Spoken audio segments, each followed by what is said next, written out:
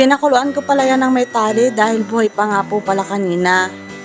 3 piraso lang yung malalaki tapos puro maliliit na. Maliliit na alimango nga yan at may kasama na rin alimasag. Hindi ko pa nga dapat lulutuin kaso sabi ng asawa ko imumukbang daw namin ngayong gabi. Kaya hinanda ko na nga siya para lutuin. Naghiwa nga lang ako ng bawang at sibuyas. Kahiwa nga ay tinabi ko muna dahil wala pa nga pala kaming Sprite. At ganon din ng butter. Bumili nga muna yung asawa ko kaso pagbalik niya, gising na yung maliit ko kaya siya na yung nagluto. Bali naka-prepare naman na lahat kaya isasalang niya na nga lang.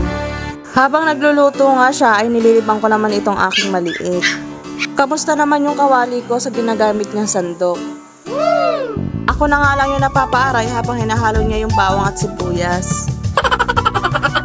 Ay panigurado puno na naman niya ng galos.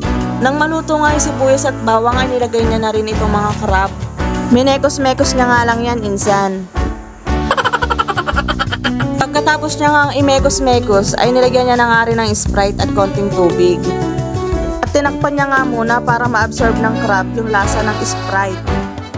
Lagyan niya na nga din po pala yan kanina ng konting pampalasa, konting paminta at magic sarap. Hindi na nga siya naglagay ng asin dahil nilagyan ko na nga yung crab ng asin habang pinapakuluan ko kanina. Ang maluto nga ay inayos ko na. Sa mga oras nga po pala nito ay 11:30 na. Medyo hating gabi na nga po. At dito nga po ay kakain na nga kami. Siya, dyan na muna kayo.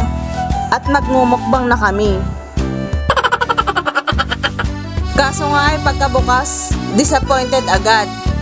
Payat pala yung alimangong nabili ko. Yung binuksan nga po naming dalawang malaki ay halos wala na nga pong laman. Payat na. Mainam pa yung maliliit na alimango dahil mataba. At dahil nga sa disappointed ko ay hindi ko na nga po inubos ito. Siya, hanggang dito na lang yung pagmumukbang ko. Bye-bye!